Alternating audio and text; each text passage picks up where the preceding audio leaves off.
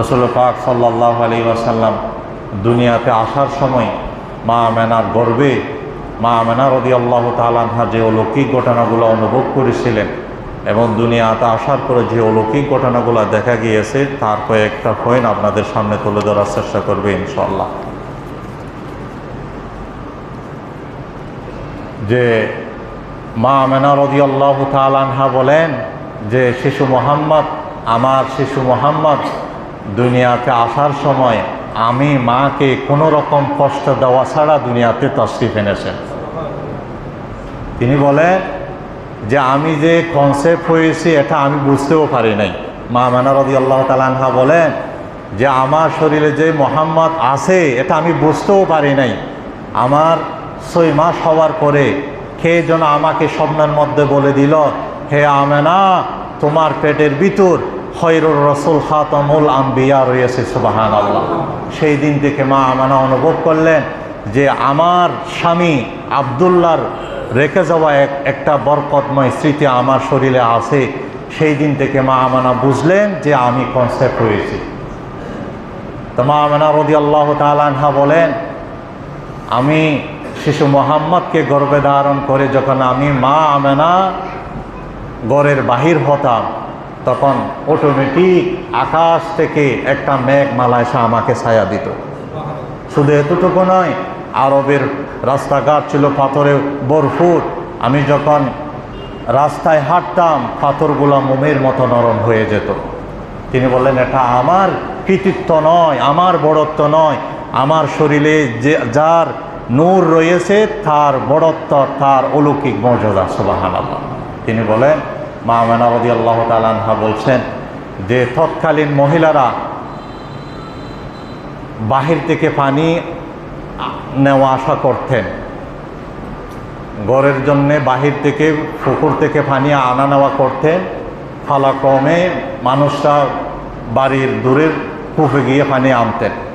তো মা আমেনা রাদিয়াল্লাহু তাআলা আনহা বলেন আমি যখন পানির জন্য যাইতাম, যাওয়ার সময় এই জিনিসগুলো অনুভব করতাম। আকাশে মেঘমালা এসে আমাকে ছায়া দিত এবং পাথরগুলো মোমের মতো আমার পায়ে পড়লে নরম হয়ে যেত, আমি কষ্ট পাইতাম না।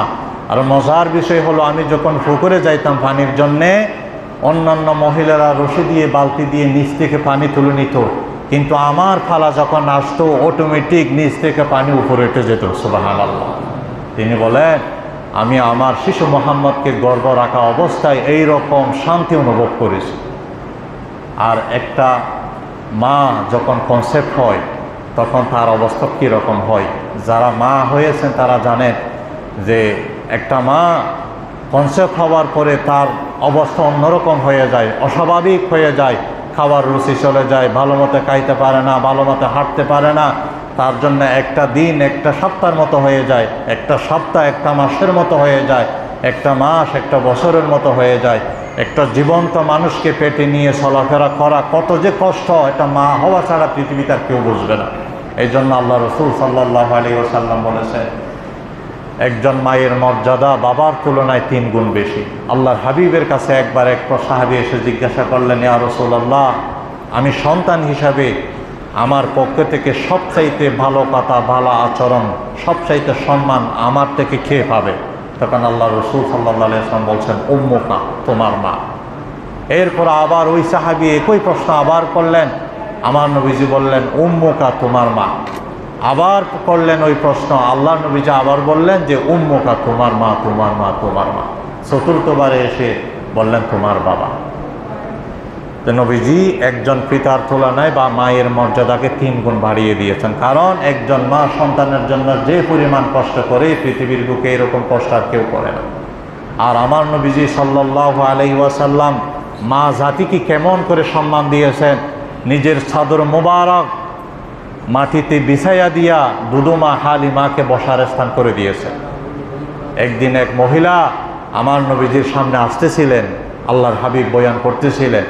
একটা মহিলা, বয়স্ক মহিলা হেঁটে হেঁটে আসতেছিলেন, নবীজি দেখে দাঁড়িয়ে গেলেন। দাঁড়িয়ে আল্লাহর হাবিবের চাদর মোবারকটা মাটিতে বিছাইয়া দিলেন। সাহাবায়ে কেরামরা আশ্চর্য হয়ে গেলেন, ইয়া রাসূলুল্লাহ, আপনার এত সুন্দর দামি চাদর, আপনার চাদরে বসার মতো পৃথিবীতে কে আছে? তো একটা চাদর আপনি একটা মহিলার জন্য বিছাইয়া দিলেন। তখন আল্লাহ নবীজি বললেন, উনি হলেন আমার দুধমা হালিমাতুস সাদিয়া রাদিয়াল্লাহু তাআলা। সুবহানাল্লাহ। এই জন্য মা আমেনা রাদিয়াল্লাহু তাআলা আনহা বলেন, একটা মা কনসেপ্ট হওয়ার পরে যতটা অসুবিধা ভোগ করে, আমি আমার শিশু মোহাম্মদকে গর্ভধারণ করে ওই ধরনের কোনো কষ্ট, কোনো রকম যন্ত্রণা আমাকে দেন নাই। আমার রসুল মাকে কোনো রকম কষ্ট দেওয়া ছাড়া পৃথিবীর জমিনে শুভাগমন করেছে। এবার দেখেন, যে নবী দুনিয়াতে আসার সময় মায়ের জন্য কষ্টের কারণ হন নাই, সেই নবী রসুল দুনিয়াতে আসার পরে মানুষের জন্য কষ্ট রসুলের পক্ষ থেকে মানুষ কষ্ট পাবে এই ধারণা করা কি যায়? কখনো করা যায় না। আল্লাহ রসুল সাল্লাল্লাহু আলাইহি ওয়াসাল্লাম উত্তম আদর্শ দিয়ে পৃথিবীর বুকে ইসলাম কায়েম করেছে। এটা হলো একটা অলৌকিক ঘটনা, যেটা মা আমেনা রাদিয়াল্লাহু তাআলা আনহা নিজেই অনুভব করেছেন, যে আমার শিশু মোহাম্মদকে পেটে রাখা অবস্থায় আমি যে সুবিধাগুলো ভোগ করেছি, এর কনসেপ্ট হওয়ার পূর্বে এরকম আমি সুবিধা ভোগ করতে পারিনি।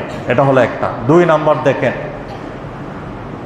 মা আমেনা রাদিয়াল্লাহু তাআলা আনহা বলেন, একটা শিশু দুনিয়াতে আসার পরে শরীরের বাচ্চার, নবজাতক বাচ্চার শরীরে ময়লা থাকে, রক্ত থাকে, কারণ সে রক্তর থৈলা থেকে আসে। কিন্তু মা আমেনা রাদিয়াল্লাহু তাআলা আনহা বলেন, আমার শিশু মোহাম্মদ আমার শরীর থেকে এমন অবস্থায় বের হয়েছে যে আমার শিশু মোহাম্মদের শরীরে কোনো ধরনের ময়লাও ছিল না, কোনো ধরনের রক্তও ছিল না। মনে হচ্ছিল কে যেন পরিষ্কার পরিচ্ছন্ন করে একদম পরিষ্কার ধুয়ে ধায়ে আল্লাহর রসুলকে মা আমেনার হাতে তুলে দিয়েছে। সুবহানাল্লাহ। কিন্তু একজন শিশুর ক্ষেত্রে এরকম না। এটা শুধুমাত্র হয়েছিল আমার নবী সাল্লাল্লাহু আলাইহি ওয়াসাল্লামের শানে। আর আপনারা যারা দুনিয়াতে এসেছি, প্রত্যেকের শরীরে ময়লা ছিল, রক্ত ছিল, যেহেতু আমরা ময়লা আবর্জনা থেকে এসেছি, রক্তের তৈলা থেকে এসেছি। কিন্তু আমার রসুল সাল্লাল্লাহু আলাইহি ওয়াসাল্লাম শুভ আগমনের সময় মা আমেনা বলেন যে আমার শিশু মুহাম্মদের শরীরে কোনো রক্তও ছিল না, কোনো রকম ময়লাও ছিল না। মা আমেনা রাদিয়াল্লাহু তাআলা আনহা বুঝে নিলেন, এটা সাধারণ শিশু হবে না, এটা অসাধারণ শিশু হবে, যার মাধ্যমে আল্লাহ দ্বীন প্রতিষ্ঠা করবে। সুবহানাল্লাহ। 3 নাম্বার, যে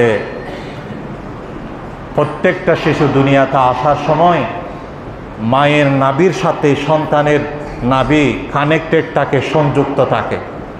মা আমেনা রাদিয়াল্লাহু তাআলা আনহা বলে, শিশু মুহাম্মদ যখন আমার শরীর থেকে এসেছেন, তখন আমি দেখলাম যে আমার শিশু মুহাম্মদের নাভি অটোমেটিক কাটা, কে যেন নাভি কেটে দিয়ে আমার শরীর থেকে বের করে দিয়েছে।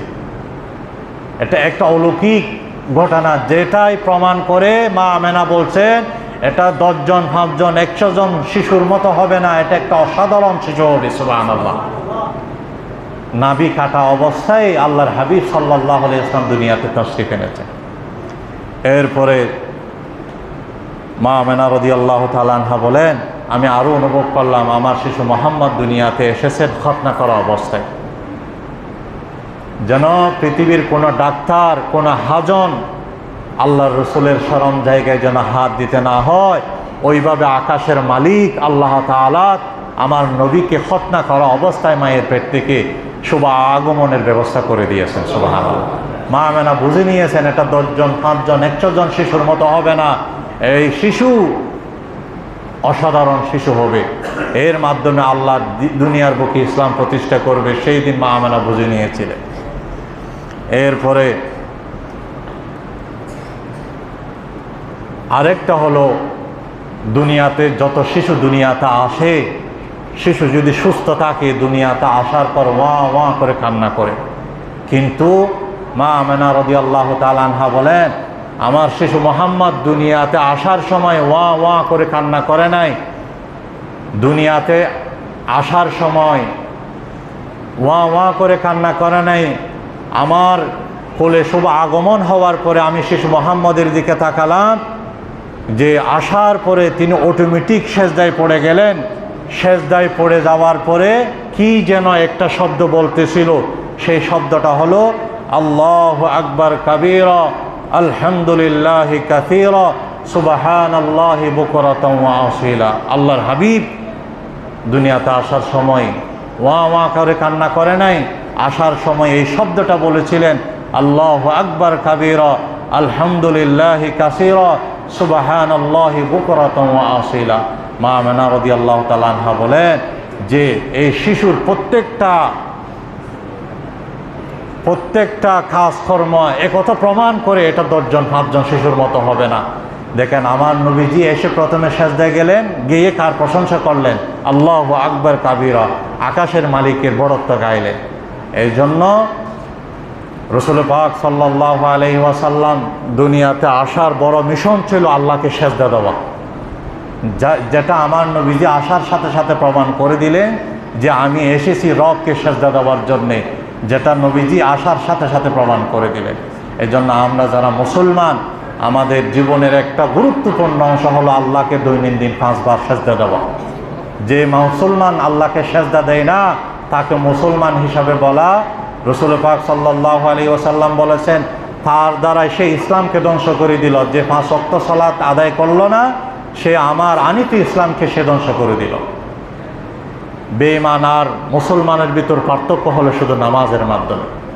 তাহলে দেখেন নবীজি সাল্লাল্লাহু আলাইহি ওয়াসাল্লাম আসার সাথে সাথে ওয়া ওয়া করে কান্না করে নাই, এসে আল্লাহর বরত্ব গাইলেন। মা আমেনা রাদিয়াল্লাহু তাআলা আনহা বলেন, শিশু মুহাম্মদ দুনিয়াতে আসার পরে আমি অনুভব করলাম যে আমার ঘরের ছাদটা অটোমেটিক ফেটে গেল, আলাদা হয়ে গেল। আলাদা হয়ে যাওয়ার পর কুয়াশার মতো কি যেন কতগুলা কুয়াশা আমার ঘরে ঢুকে গেল। ঢুকে যাওয়ার পর আমার ঘর ধোঁয়ায় আচ্ছন্ন হয়ে গেল এবং অটোমেটিক 3টা গায়েবী আওয়াজ আমি শুনলাম। বলা হলো গায়্যুবু হাযা তিফ, বলা হলো কে যেন বলছে এই শিশুটাকে অদৃশ্য করে ফেলা হোক, এই শিশুটাকে আড়াল করে ফেলা হোক। এবং এটা বলার পরে আরেকটা শব্দ শুনলাম, সেটা হলো তুফু মাশারিকাল আরদি ওয়া মাগারিবাহা। ওনাকে অদৃশ্য করার পরে পৃথিবীর পূর্ব থেকে পশ্চিম, পশ্চিম থেকে পূর্ব, উত্তর থেকে দক্ষিণ পুরা পৃথিবীতে ভ্রমণ করা হোক। এবং আরেকটা কথা শুনলাম, পৃথিবীতে যতগুলা ভালো গুণ আছে সমস্ত ভালো গুণ এই শিশুর ভিতর ভরে দেওয়া হোক। এবং আরেকটা শব্দ শুনলাম যে যত নবী রসুল দুনিয়াতে এসেছেন সমস্ত নবী রসুলের ভালো গুণগুলা এই শিশুর ভিতর দেওয়া হোক। সুবহানাল্লাহ। এই কথা বলতে না বলতে, এই শব্দ শুনতে না শুনতে আমি মা আমেনার কোল থেকে আমার শিশুকে আমি হারিয়ে ফেললাম। তখন আমি বসে বসে কান্না করতেছিলাম, হায় আফসোস আমার শিশু কই। কে যেন বলে দিল, আমেনা তোমার আফসোস করতে হবে না, তোমার এই শিশু সন্তানকে পৃথিবীর বুকে কেউ ক্ষতি করতে পারবে না। এই শিশু সন্তানকে পৃথিবীর বুকে সফর করানোর জন্য আল্লাহ ব্যবস্থা করে দিয়েছেন। সুবহানাল্লাহ। আপনার শিশুকে পৃথিবীর বুকে আল্লাহ তাআলা সফরের ব্যবস্থা করেছেন। কিছুক্ষণের মধ্যে আপনার শিশু আপনার কোলে এনে দেওয়া হবে। এই কথা বলতে না বলতে কিছুক্ষণের মধ্যে মা আমেনা রাদিয়াল্লাহু তাআলা আনহা অনুভব করলেন ওনার কোলে শিশু মুহাম্মাদের আগমন হয়ে গেছে। সুবহানাল্লাহ। দেখেন নবীজি সাল্লাল্লাহু আলাইহি ওয়াসাল্লাম শুভ আগমন হওয়ার পরে যে ঘটনাগুলো দেখা গিয়েছে, এগুলা দেখা তিনি দেখার সাথে সাথে বুঝে নিলেন এটা 10জন 5জন শিশুর মতো হবে না। এই শিশু দিয়ে আল্লাহ একটা কিছু করতে চাচ্ছেন, এই জন্য আল্লাহ তাআলা এই শিশু দিয়ে এইরকম ঘটনাগুলো ঘটাচ্ছে। এরপরে মা আমেনা রাদিয়াল্লাহু তাআলা আনহা আরও বলছেন যে এটা তো হওয়ার পরে সারা দিন চলে গেলেন। মাগরিবের পরে আল্লাহ রসুলের চাচা আবু তালেব শিশু মুহাম্মদকে নিয়ে ঘর থেকে বের হলেন যে ছাদের আলোতে একটু হাঁটার জন্যে। তখন শিশু মুহাম্মদকে কোলে নিয়ে চাচা আবু তালেব ঘর থেকে বের হলেন। আঙ্গিনায় আঁটবে, একটু হাঁটাহাঁটি করবে। তিনি অনুভব করলেন সাথে সাথে যে আকাশের তারকা, আকাশের ছাদ নেমে আসতেছে আস্তে আস্তে। এবং আবু তালেব আরও অনুভব করলেন যে ভয় করলেন যে না জানি আকাশের ছাদ এবং তারকা মাথার উপর পড়ে যায়। কিন্তু আবু তালেব দেখলেন যে আকাশের ছাদ এবং তারকা আস্তে আস্তে আস্তে অর্ধেক এসে স্থির হয়ে গেল। এবং শিশু মুহাম্মদকে নিয়ে চাচা আবু তালেব যখন খেলতেছিলেন, শিশু মুহাম্মদ সাল্লাল্লাহু আলাইহি ওয়াসাল্লাম যখন হাত পা নড়াচ্ছিলেন, হাতের নড়া ছড়ার সাথে সাথে আকাশের তারকা আকাশের ছাদগুলো দুলতেছিল। সুবহানাল্লাহ। হযরত রাসূল পাক সাল্লাল্লাহু আলাইহি ওয়াসাল্লামের চাচা আবু তালেব বুঝে নিলেন, এই আমার বাতিজা মুহাম্মদ এটা 10 জন 5 জন শিশুর মতো হবে না, যে শিশুর নড়াচড়ার ইশারাতে আকাশের ছাদ নড়তে পারে, তারকা নড়তে পারে, এই শিশু দিয়ে আল্লাহ পৃথিবীর বুকে কোনো একটা কাজ আল্লাহ করাবেন। সুবহানাল্লাহ। এইরকম অনেকগুলো অলৌকিক ঘটনা রাসূল পাক সাল্লাল্লাহু আলাইহি ওয়াসাল্লাম দুনিয়াতে আসার সময় আল্লাহ তাআলা দেখালেন। এরপরে রাসূল পাক সাল্লাল্লাহু আলাইহি ওয়াসাল্লাম যে সময় দুনিয়াতে তাশরিফ এনেছেন, তৎকালীন ফারসের যিনি সম্রাট ছিলেন তিনি ছিলেন বড় জালেম। বিচারের নামে মানুষকে অবিচার করতেন, শাসনের নামে মানুষকে শোষণ করতেন। তার বইয়ে মানুষ মুখ খুলতে পারত না। আল্লাহর হাবিব যেই সুবে সাদেকের সময় দুনিয়াতে তাশরিফ এনেছেন, সেই রাত্রে ফারসের সম্রাটের রাজভবন বঙ্গভবন অটোমেটিক কেঁপে উঠেছিল। তার মানে একথা প্রমাণ করে দিলেন, হে ফারসের সম্রাট, যে বিচারের নামে অবিচার, শাসনের নামে শোষণ মানুষকে আর দেওয়ার আর সুযোগ নাই। যার মাধ্যমে মানুষ শান্তি পাবে, যার মাধ্যমে মানুষ ন্যায় বিচার পাবে, তার আগমন এই রাতের সুবে সাদেকের সময় হয়ে গেছে। সুবহানাল্লাহ। এবং ফারসের একটা পাহাড় ছিল তৎকালীন, যে পাহাড়ে মাসকে মাস, সপ্তাহে সপ্তাহ, বছরকে বছর আগুন জ্বলা থাকতো, অটোমেটিক আগুন জ্বলতো। তৎকালীন মানুষরা সেখানে গিয়ে আগুন পূজা করত। আল্লাহর হাবিব যেই সুবে সাদেকের সময় তাশরিফ এনেছেন, শুভ আগমন হওয়ার সাথে সাথে যে পাহাড় বছরকে বছর জ্বলতে থাকতো, সেই পাহাড় অটোমেটিক নিভে গেছে। তার মানে যে আগুন পূজার দিন শেষ হয়ে গেছে। এখন যে শিশু মুহাম্মাদের হাতে হাত দিয়ে মানুষ আল্লাহকে সেজদা করবে, সেই মুহাম্মাদের আগমন হয়ে গেছে। সুবহানাল্লাহ, সুবহানাল্লাহ। এরপরে রাসূল পাক সাল্লাল্লাহু আলাইহি ওয়াসাল্লাম যেই সুবে সাদেকের সময় দুনিয়াতে তাশরিফ এনেছেন, সেই রাত্রে আরেকটা অলৌকিক ঘটনা ঘটে গিয়েছে। সেটা হলো, পৃথিবীর বুকে যতগুলা মূর্তি ছিল, তৎকালীন মানুষরা এক একটা কাজের জন্য এক একটা মূর্তি বানায় রাখতেন। যার কাছে যতটা মূর্তি ছিল, বিশেষ করে খানায়ে কাবার ভিতরে যতগুলো মূর্তি ছিল, আল্লাহর হাবিব যে সুবে সাদেকের সময় দুনিয়াতে এসেছেন, ওই রাত্রে, ওই সুবে সাদেকের আগের রাত্রে থেকে শুরু হয়ে গেছে যে যার ঘরে মূর্তি ছিল, মূর্তিগুলো অটোমেটিক মাথাটা নিচে হয়ে মাটিতে পড়ে যাচ্ছে, প্রত্যেকজনের মূর্তি মাটিতে লুটে যাচ্ছে। তার মানে সবাই বুঝতেছিল যে পৃথিবীতে কোনো একটা হচ্ছে, কি যেন একটা হচ্ছে।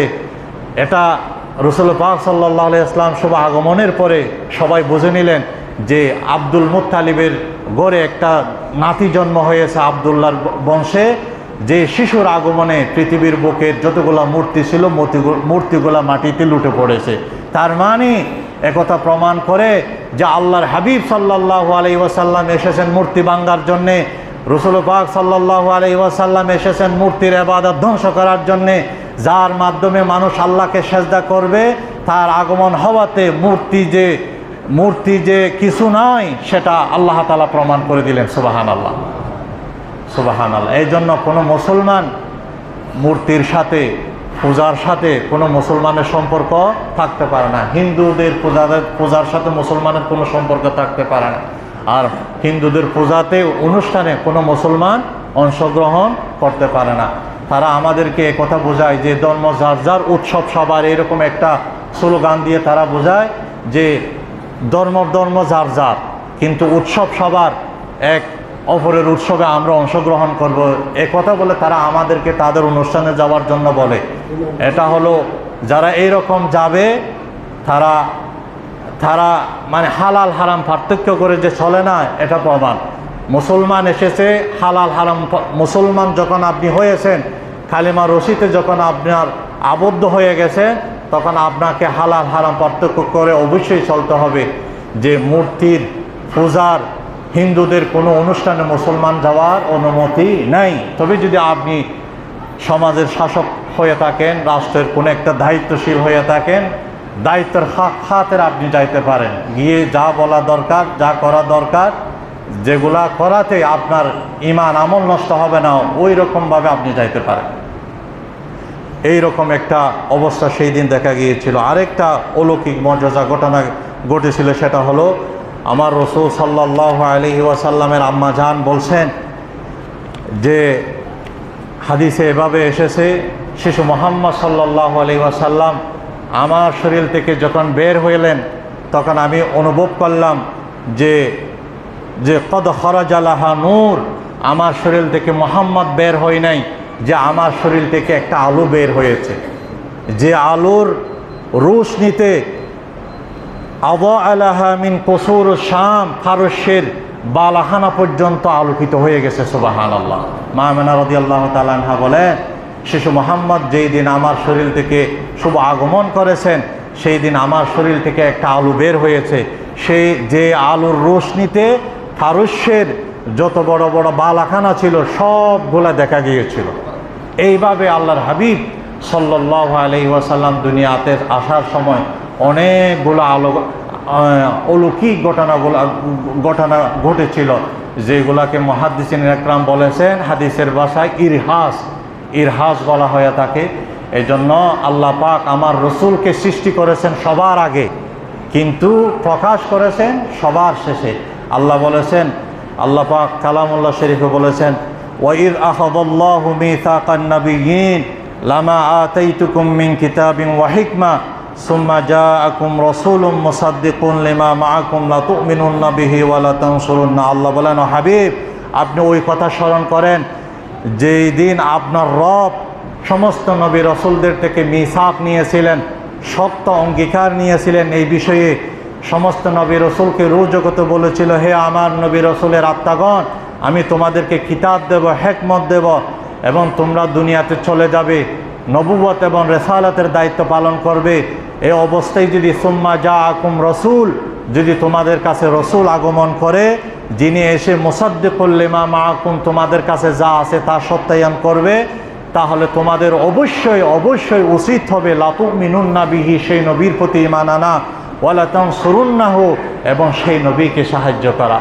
আল্লাহ পাক বলছেন, আমার এই অঙ্গীকার, এই মিসাক তোমরা কি মেনে নিয়েছো?